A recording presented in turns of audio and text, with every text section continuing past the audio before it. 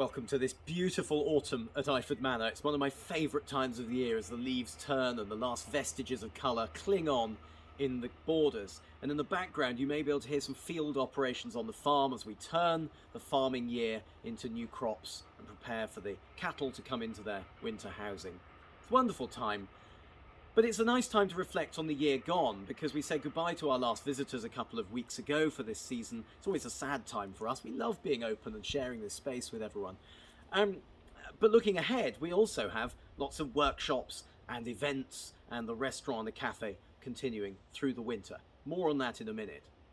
A big thank you, though, goes to all of our visitors this year. You keep us going through the year. You keep us enabling our gardening team and our maintenance team to keep these buildings and edifices and structures and borders and plants and trees and everything you see in these videos going and as beautiful as you want them to be and as we want to keep them.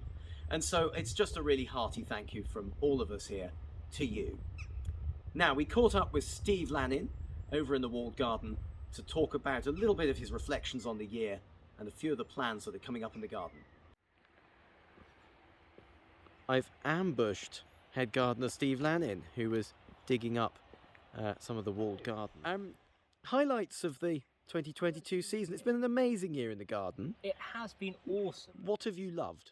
Well, I'll tell you what I loved actually, and it's kind of ironic because at the start of the year we had that awful frost that killed off a lot of the buds on the wisteria, and it looked a bit sad for a minute. But then, when it did flower as the leaves came out, and at the same time as the roses, it looked amazing. And actually, right through the summer, we've had wisteria flowering every sort of 6 or 8 weeks. It's been amazing. And that Fortune's double yellow by the front door with the wisteria is still one of my favourite combinations. I love the rose. I love the rose. It needs some work, but I love it. Now over here, yes, Zoe and Malik have been growing magnificent things for Matt over in the restaurant. Has it been a success, do you feel? Well, yes. It was one of those things that I really didn't intend to start this year at all, and started a little bit by accident. But kind of like on this side, actually, I started to dig over a bit, and then thought, well, let's put in some potatoes, some easy things to do, and then if come May and June I run out of time, well, then we'll still have a crop under there. And one of the excellent things, actually, is that Matt in the restaurant has used absolutely everything. So we've got a load of this stuff. I don't suppose you can do anything with it. And everything, he said, yes, I'll take it and I'll find something to do with it. We've had nasturtium pesto, we've got chutneys, we've got lime pickle, we've got all sorts of things coming out. There's a French green bean. Oh, absolutely, because we had a glut of beans, and you can't, just serve beans with everything.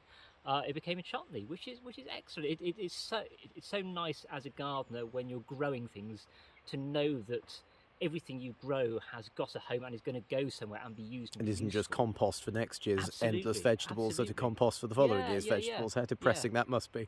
Absolutely. And now the leaves are turning. Where are your thoughts moving to? Well, the thoughts are moving to what's next.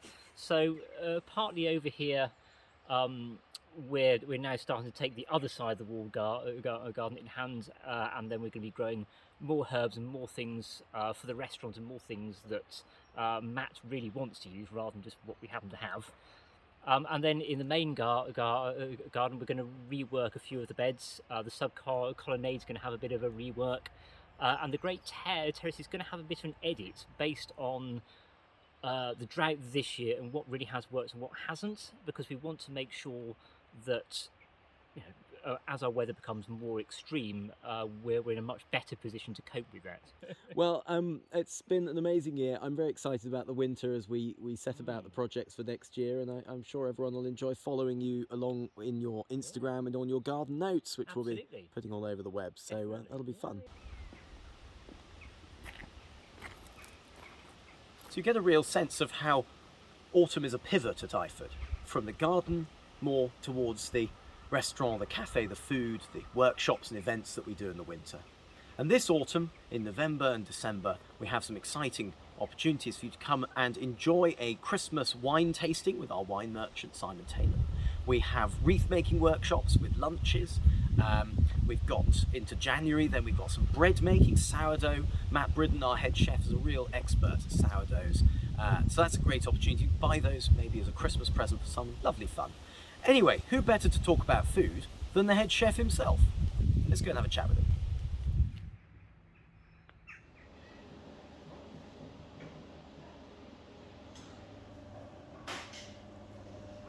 Morning, Matt. Morning. What have we got on the pass? Selection of cakes and biscuits for the cafe today. Looks lovely. Time for a quick chat? Yeah, absolutely. So I'm in the restaurant with Matt Bridden, who's our head chef, joined us in April and has had the most magnificent season over here, bringing everything in-house steadily over the season. Matt, what have your highlights been so far? I think working with the gardeners has been amazing. Obviously, using all the produce from Iford. We're very proud of using everything we can in one way or another, from making our own vinegar all the way through to ketchup, brown sauce, making our own bread. We've just started on the route of making charcuterie. So yeah, it's been amazing. It's been lovely to see the locals and the tourists, and it'd be busy really. It was a really great summer. Exceptionally busy on Yeah. Sundays. We've had the terrace outside completely full, we've had the room in here nearly full. It's been lovely, and the cafe buzzing as well. It's real solid, isn't it? Yeah, absolutely. Yeah, it's a great atmosphere when it's full and busy. I think now obviously we're going into the off season, so it's great to sink our teeth into the harvest. So the chutneys, the pickles, the jams, concentrate on the supper clubs. Like this evening, we've got the beef one coming up. Absolutely. What's on the menu? We've got massive T-bone steaks for two to share, which are amazing. Hand-chopped tartare. We've got my grandma's treacle tart tonight, so nice selection. Homemade sourdough baguettes to start with ale butter and bone marrow, so that's amazing. And yeah, I think we're looking forward to doing the sourdough workshops in January and everything what's coming up. Yeah, and some supper clubs coming up in November. We've got a German menu. Absolutely, yeah. And then we've got festives in December, haven't we? Yeah, I mean the German menu's a nice bit of fun, something very different, different sausages which we're making in-house to start. Well, that's a new thing for you now, isn't it? Absolutely, So we just yeah. built you a shed. Yeah, built a charcuterie shed, and we're really going to be pushing forward that, so you're about to come down and buy some charcuterie or take it home with you or sample it in the restaurant, in the cafe, so that's amazing. No, it's really fun. And then looking into the new year, we've got, over here we'll have these the lunches for workshops. So we've got, Matt's going to be doing sourdough, but more pressingly in November we have wreath making workshops and a wine tasting. And Simon Taylor, who's our wine merchant, he's a lovely guy. Yeah. He's just been voted in the top 3 independent wine clubs in the UK, so that's quite fun. So he's going to bring a load of Christmas wines, and we'll have a chat about those over in the bar, and then come over to see you for some lunch, Amazing. which would be nice. Absolutely. Wreath making, everyone needs to adorn their front door, don't they, for Christmas? That's So it. come and do that, and that's all on the website as well.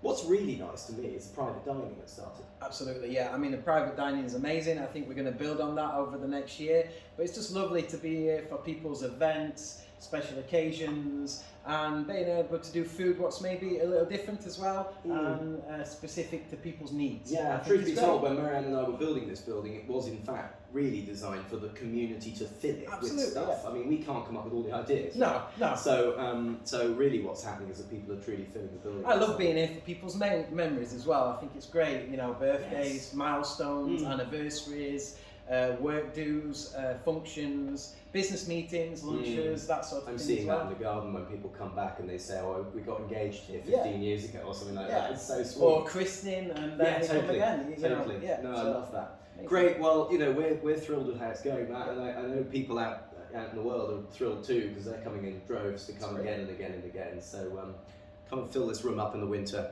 and keep Matt busy. Yeah, please do. Well, that's it from us this month, and we'll see you all again next month when we've got, no doubt, lots more news and loads more garden notes and no doubt maybe some recipes from Matt. or something. Absolutely, yeah. I think Fun. that's Let's do definitely that. something we can do. Yeah, Right. absolutely. See you soon. Bye.